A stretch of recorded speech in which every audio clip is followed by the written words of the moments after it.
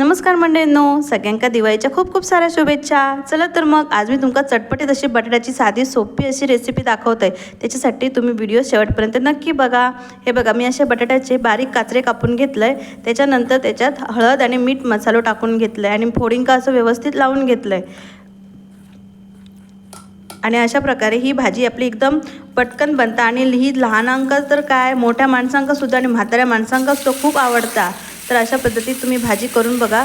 कढईत मी कढीपत्ता आणि लसूण ठेचून टाकलं होतं आणि त्याच्यावर हे काचरे टाकले आणि झाकण मारून मी आता हे शिजवून घेतलेलं आहे। हे बघा, अशा प्रकारे चांगले शिजून घ्यायचे।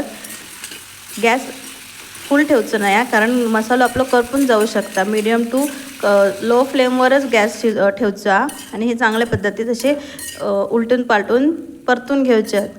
तर मंडळींनो, माझं चॅनल तुमका आवडत असेल तर नक्की सबस्क्राईब करा। चला तर भाजी आपली झाली। Bye bye.